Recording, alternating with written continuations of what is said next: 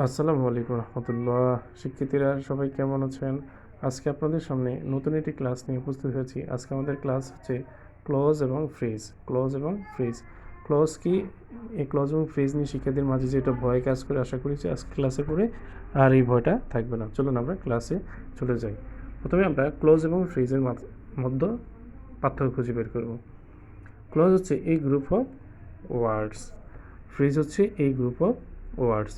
তাহলে আমরা দেখতেছি যে ক্লজ এবং ফ্রেজের ভিতরে দুইটার ভিতরে কি এই অংশটা মিল আছে। ক্লজ একটি সাবজেক্ট থাকবে, ফ্রেজে কোনো সাবজেক্ট থাকবে না। ক্লজে একটি ফাইনাইট ভার্ব থাকবে। ফাইনাইট ভার্ব বলতে যা বোঝায়, যদি বলা হয় যে ফাইনাইট ভার্ব কি, আমি বলবো যে ভার্ব দ্বারা আপনি টেন্সকে চিনতে পারেন, আইডেন্টি করতে পারেন, শনাক্ত করতে পারেন, সেটি হচ্ছে ফাইনাইট ভার্ব। ফ্রেজে কোনো ফাইনাইট ভার্ব থাকবে না। আচ্ছা, ক্লোজে এই সেন্টেন্স এজ এ সেন্টেন্স, এটা এখানে ক্লোজে একটা সেন্টেন্স হিসেবে কাজ করবে, যে অংশটা থাকবে। ফ্রেজে as a parts of speech, এই অংশটা কি পার্টস অফ স্পিচ হিসেবে কাজ করবে। আচ্ছা, চলুন আমরা এখন উদাহরণ দেখি। As he was ill he could not join the meeting.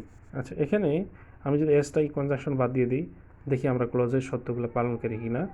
বলছে একটি গ্রুপ অফ ওয়ার্ড, আমরা যদি এই অংশটা চিন্তা করি, অ্যাজ হি ওয়াজ, এখানে কতগুলো গ্রুপের সমষ্টি আছে, ওকে মানে নিলাম, ঠিক আছে। এবার দেখবো সত্য পূরণ করে, ক্লোজ হইতে হলে সত্য পূরণ করতেছি কিনা। আচ্ছা, একটা সাবজেক্ট থাকবে, এটা আমরা এখানে একটা সাবজেক্ট খুঁজে পেয়েছি, হি এখানে একটি সাবজেক্ট।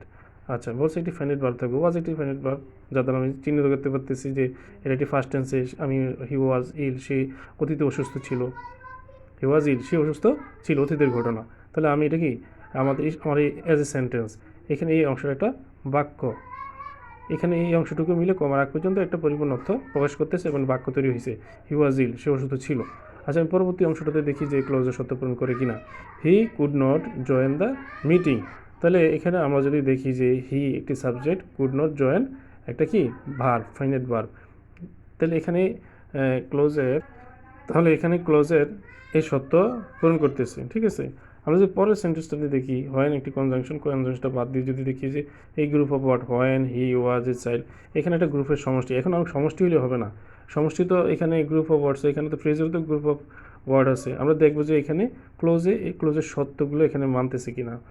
তাহলে হি হি এখানে বলছে যে ক্লোজ একটা সাবজেক্ট থাকবে, তো দেখলাম যে হি একটা সাবজেক্ট পাইলাম, ঠিক আছে। এই ফাইনাইট ভার্ব থাকবে, এটা ফাইনাইট ভার্ব আমরা পেলাম খুঁজে, এই চাইল্ড। তাহলে এটা এই সত্য ক্লোজ হইতে হলে যে সত্য লাগে, সাবজেক্ট ফাইনাইট ভার্ব থাকবে, এটা সেন্টেন্সের অংশ হিসেবে কাজ করবে। তাহলে এটা আমরা বলতে পারি এটা ক্লোজের অংশ। তারপরে আবার যদি এখানে আবার এটা দেখি যে এখানে বলছে যে এই অংশটা যদি দেখি, he use to play cricket, তাহলে সেই হি এখানে সাবজেক্ট আছে, ইউজ টু, এটা ফাইনাইট ভার্ব। তাহলে এটা আমরা দ্বিতীয় সেন্টেন্সটা কি ক্লোজের সত্য পূরণ করে, তাই তো। আচ্ছা, আমরা এবার যদি ফ্রেজ দেখি, ফ্রেজের সত্য, ফ্রেজ হইতে হলে কী কী সত্য থাকতে হবে। তাহলে ফ্রেজের ক্ষেত্রে যে জিনিসগুলো থাকবে, এই গ্রুপ অফ ওয়ার্ডস, হ্যাঁ, এই ভেরি ট্যালেন্ট স্টুডেন্ট, এখানে অনেকগুলো গ্রুপের সমষ্টি রয়েছে, অনেকগুলো শব্দ রয়েছে। নো সাবজেক্ট, এখানে কি আপনি কোথাও কোনো সাবজেক্ট খুঁজে পাচ্ছেন? আমি তো দেখতেছি না, এখানে কোথাও কোনো সাবজেক্ট নেই। নো ফাইনাইট ভার্ব, এখানে কোথাও কি আপনি ফাইনাইট ভার্ব খুঁজে পাচ্ছেন? এই ভেরি ট্যালেন্টেড স্টুডেন্ট, হ্যাঁ, কেউ যদি বলেন যে ভাই এখানে তো ট্যালেন্টেড স্টুডেন্ট, না, এটা ট্যালেন্টেড, এটা ভার্ব না, এটা ফাইনাইট ভার্ব না, এটা স্টুডেন্টকে মডিফাই করে। স্টুডেন্ট একটা নাউন, এই নাউনকে মডিফাই করতেছে কে? ট্যালেন্ট। এই স্টুডেন্ট কেমন স্টুডেন্ট? ট্যালেন্ট, খুব মেধাবী। এখন এই ট্যালেন্টকে আবার কে মডিফাই করতেছে দেখেন তো? ভেরি, কেমন মেধাবী? খুব মেধাবী। তাহলে এই কি একটা ডিটারমিনার, আর্টিকেল বা ডিটারমিনার হিসেবে আমরা ধরতে পারি।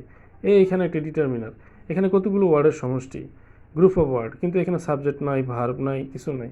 আমরা ফার্স্ট অফ স্পিচ অনুযায়ী এটা আইডেন্টি করতে পারি। যেমন এটা ফার্স্ট অফ স্পিচের, এটা যদি আমরা নাউন ধরি, এটা নাউন, এটা কি অ্যাডজেক্টিভ, নাউনকে মডিফাই করে কি অ্যাডজেক্টিভ, তারপরে মডিফাই করে কি আবার অ্যাডজেক্টিভ মডিফাই করে অ্যাডভার্ব। আমরা এখানে এইভাবে নির্ণয় করতে পারি, কিন্তু আদতে কি আসলে আপনার যে বিষয়টা, আমরা এইভাবে বিষয়টা কি সহজেই শনাক্ত করতে পারি।